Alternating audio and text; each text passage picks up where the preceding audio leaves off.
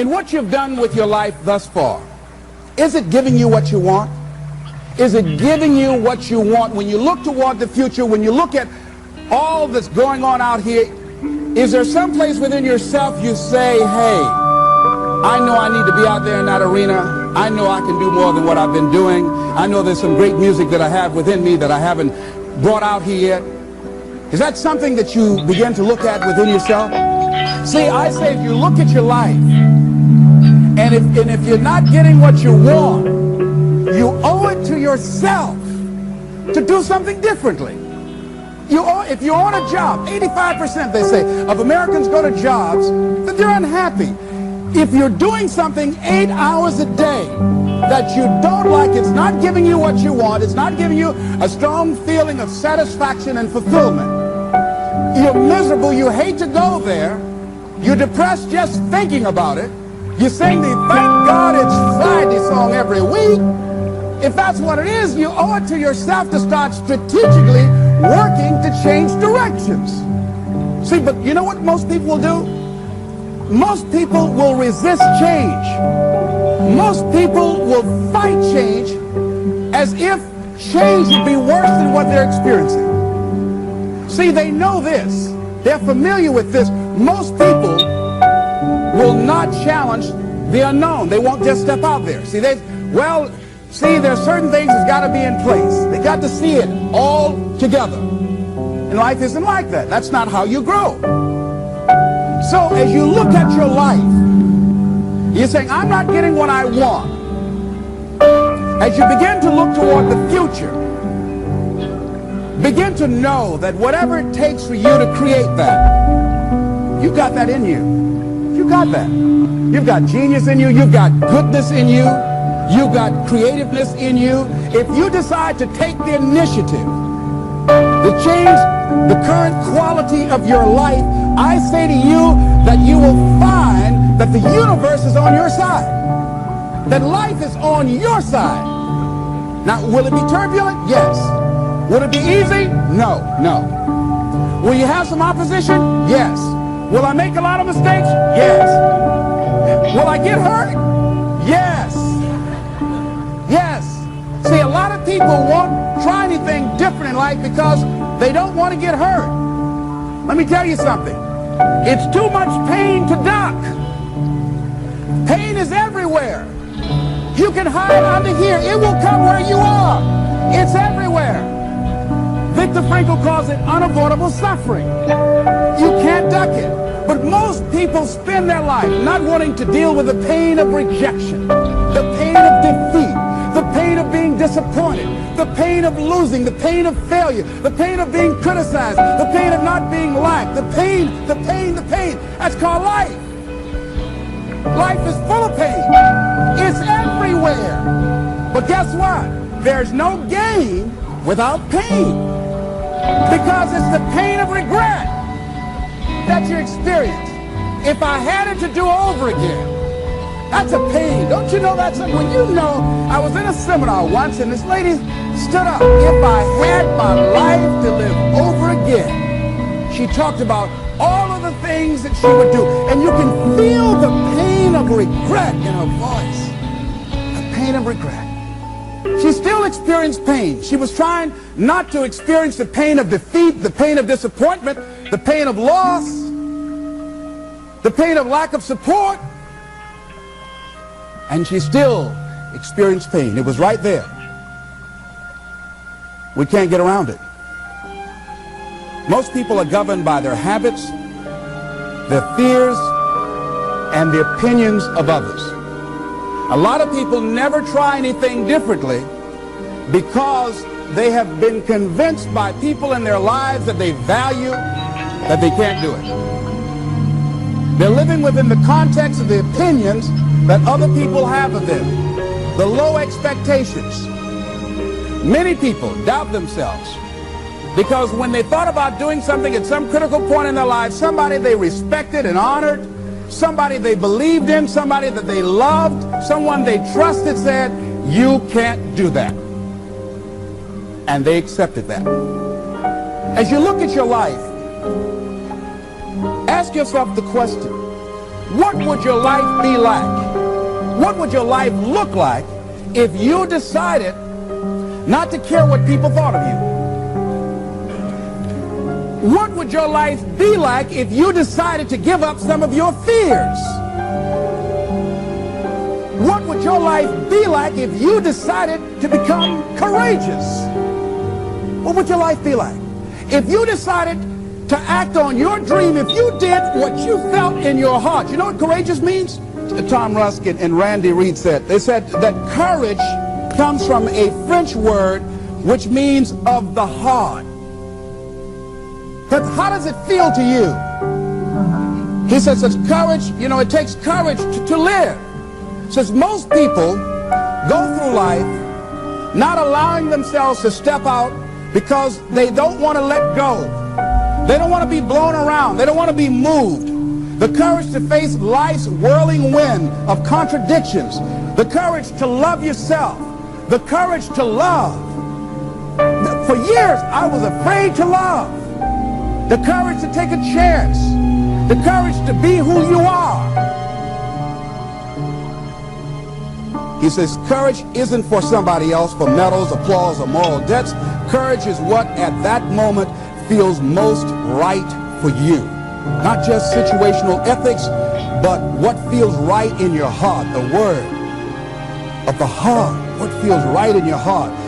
One great philosopher says, cowards die many times before their deaths. The valiant never taste of death but once.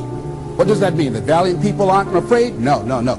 It means that they experience that fear and they move forward. They move forward anyhow. Many people are dead now. Many people are allowing their dreams to die. Many people are allowing their ideas to lie dormant and collect dust.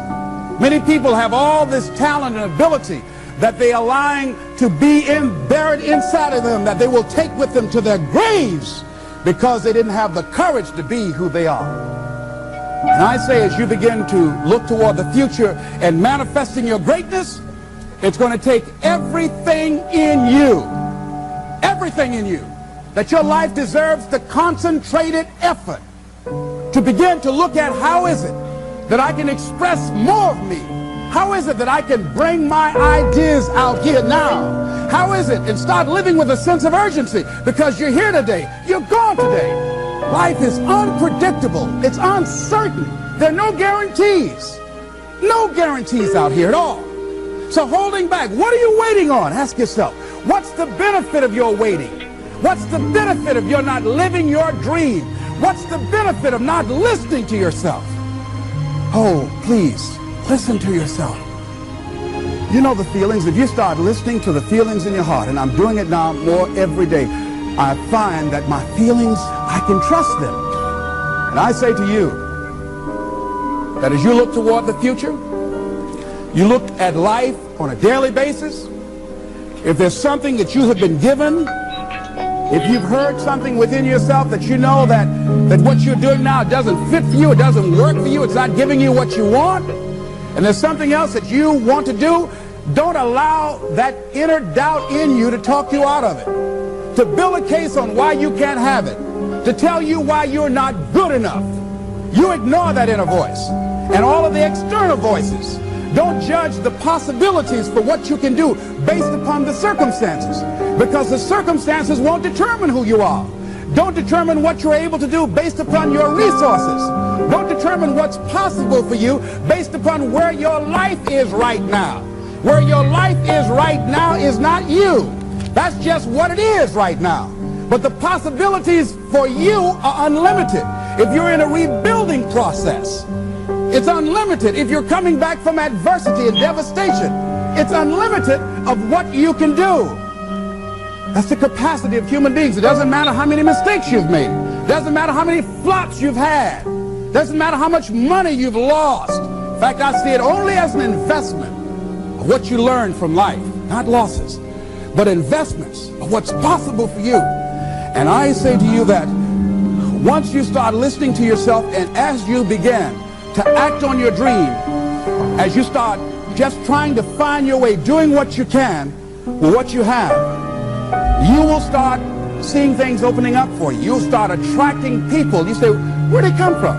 things will start coming together, clicking for you. You say, whoa, you start brainstorming. Ideas will come out of nowhere as you focus on it. The key to it is to begin to focus on what it is you want to do. Why, Les? Why is that important? Because as you focus on that which you want to do, that which we focus on, that which we give our energy to, it will begin to multiply. It will begin to expand. It will begin to develop your consciousness. And out of that comes your greatness. Out of that comes a commitment. Out of that comes a passion for life. Out of that comes a special power that you have in you that you haven't even called on yet.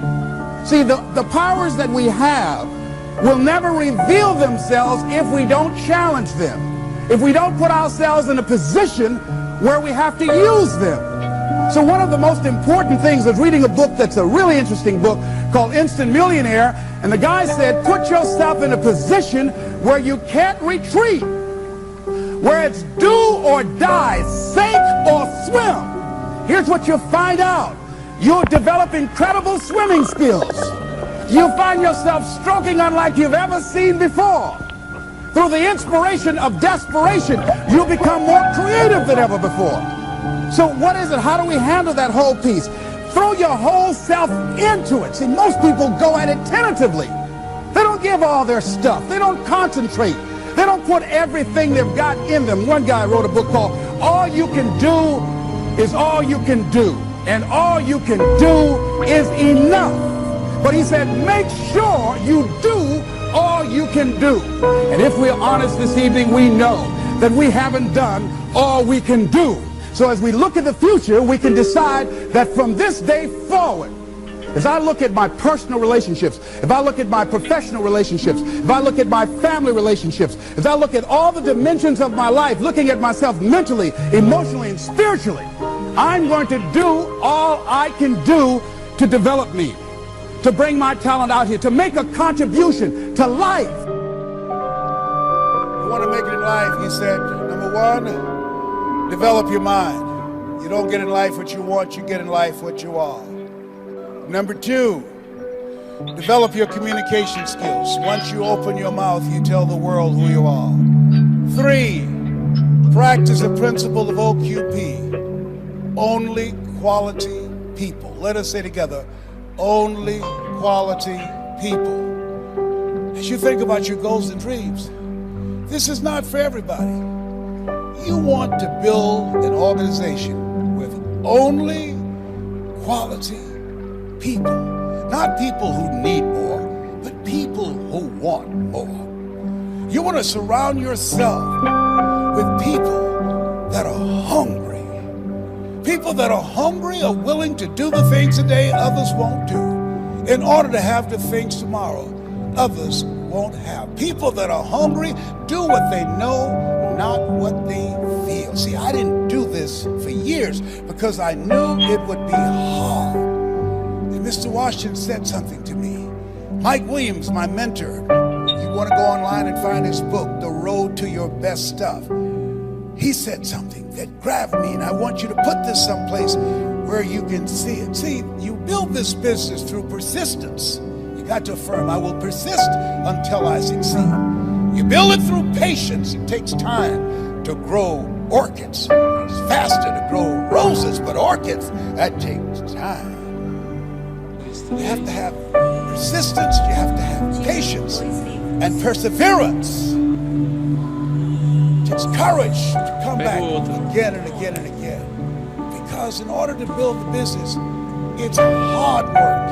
It's H-A-R-D and H-E-A-R-T. Are you with me there? Write this down.